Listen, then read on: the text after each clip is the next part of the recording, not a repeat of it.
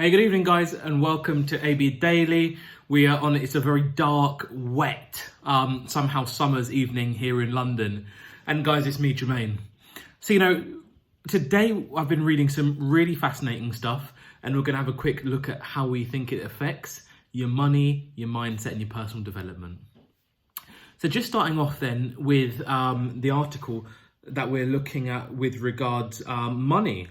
And I'm just looking at the BBC page here in the UK, and we've got this article which is saying climate report is code red for humanity. So really what the news is talking about is how we are basically facing a global climate crisis.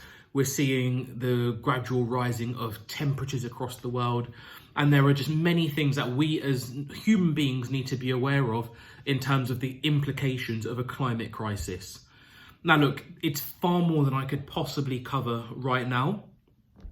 But what I do think we should always be mindful of is how we can potentially make more green choices and how that absolutely may benefit us.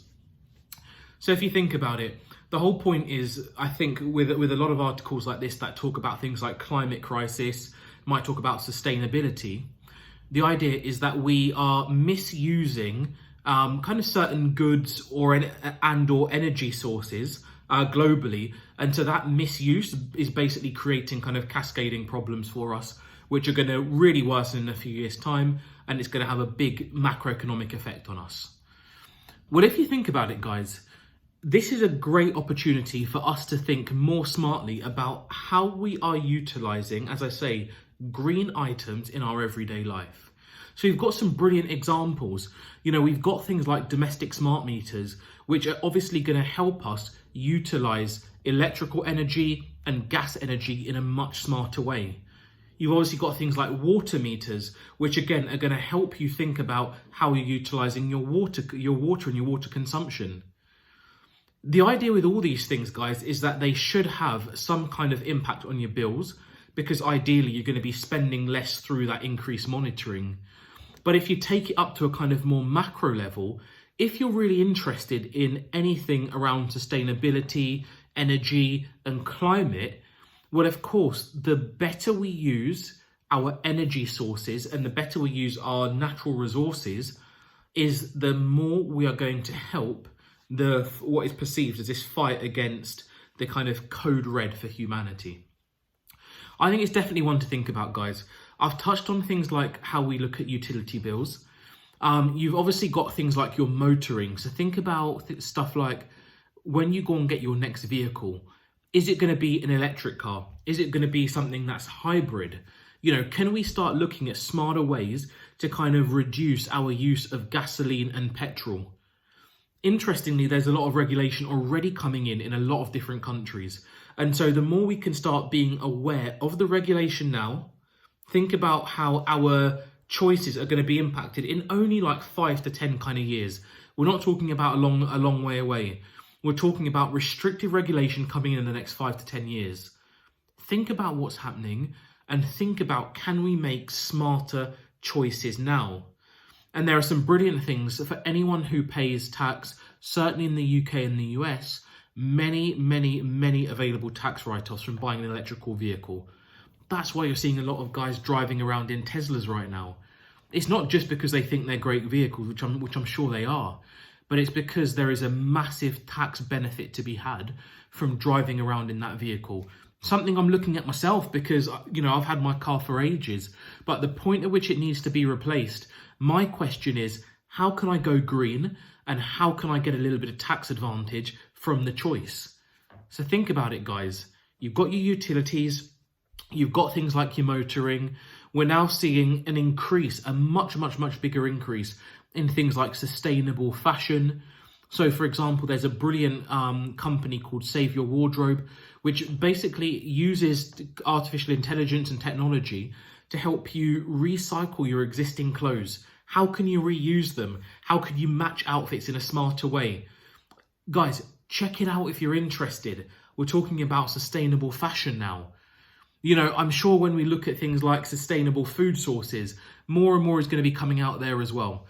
So it's a massive one, guys. I've spent a few minutes talking about it because the more we can do around sustainability, is the more we're going to protect the global economy, and is the more we're going to protect our micro economy in terms of how we look after our money. And another really great one for any investors out there. In about 5 years' time, we're expecting there to be some regulation which sets out a new minimum standard of energy compliance required for UK landlords. So, in the UK, we have what's called an EPC, Energy Performance Certificate. And I believe in 2025, the new minimum standard should be an EPC level C, which actually means that you as a landlord have got to make big steps to improve your property. Think about it, guys. That's a big step. It could take big investment, and it's something that you're going to have to expect to do. So just think about this from now. Understand the macro context where it comes to energy and sustainability, and think about how it's going to hit you in the micro. Big tip, guys, and I think we're going to see this happening globally. So please, anyone who's watching overseas, not just in the UK, take the time now to read these reports, think about what implications they have for you, and think about how you can maybe get ahead of the curve. We're going to be doing it really actively, and I'll share with you what we do. It's probably starting with the landlord's EPC, and maybe something around domestic energy consumption, but I'll let you know. The next thing I want to think about, guys, is really then your personal well-being.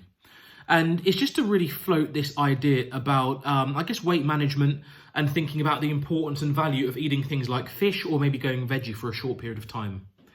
So, we've been talking a lot about how we kind of improve our personal levels of energy, our personal level of attention, and how we can maybe kind of get our weight under control a little bit more and start thinking about how to be a little bit healthier.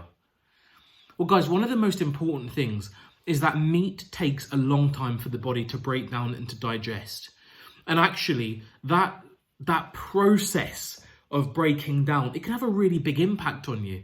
Because, of course, as the body's trying to break down the meat, trying to break down that food, you're feeling a little bit heavier, you're feeling a little bit more lethargic. And that all transmits into your energy. But I bet you, if you switch out some of that meat just for a little piece of fish, or sometimes going with something like a corn, like a meat substitute type thing, or a meat alternative, have a look and see how you feel.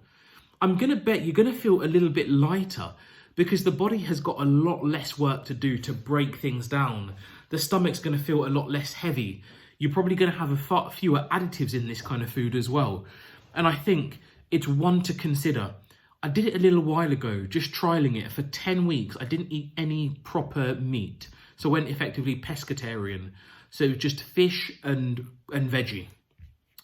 It was brilliant. Lost a ton of weight, but also just found a fantastic benefit on just my overall level of energy. So it's one that we're looking at now. It's something I'm actually talking to our nephew about. He's trying to lose some weight, and we're just trying to move towards that more pescatarian type diet for at least 70-80% of the week. So it's one just to consider, guys, if you're interested and if you fancy that kind of challenge ahead. It's not too bad once you've been doing it for a few weeks, I promise you. And guys, just on the personal development front, so just something to really share with you is I think we're going to write a new book. I think we're going to start planning it now with a view to really trying to get some good drafting done next week when we try and take some holiday. It's going to be all about kind of almost like an insider's guide to kind of securing a graduate job. Now we're focusing on graduates because my big belief through this whole COVID time, anybody who's of that kind of school age, of that graduate age, they've been hit pretty hard and they need the help from experienced people like us to help kind of pull them through and give them a little bit of guidance. So we're looking at this graduate job book. But what I'm going to say to you guys is I think it's going to be beneficial for anyone who's looking at the job market more generally. We're going to try and write with lots of high value things around interviews, around gaining commercial awareness, around preparing yourself mentally for the challenge.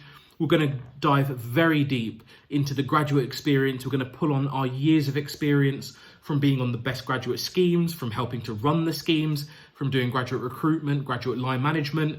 There's a whole load of stuff that me and Leanne are massively involved in and are massively experienced in. And we're going to try and get it on the page and try and bring it out there and help this new generation who really need our help to pull through. I just want to share it with you guys because I'm excited about it. I think the passing on of knowledge is one of the best things that we can do. And I'm really excited to get this book up and running because I've wanted to do it for a long time. So that's just one to share with you. And of course, if you've got any questions, just shout and ask me. Okay, guys, that's it for the AB Daily. Look, hope you found some value in thinking about climate change, thinking about how we can then kind of make these more energy conscious, sustainability conscious type of decisions within our households. I'd love to know if you're thinking about going pescatarian and maybe just kind of having that fish and veggie type diet. Let's see how that goes. And if you've got any questions or suggestions for what we might put in the new book about how graduates can secure their graduate job, let me know. Drop them in the comments, guys. Look, as ever, love doing the daily. I'll see you tomorrow for another AB Daily. Have a great evening. Take care, guys. Bye.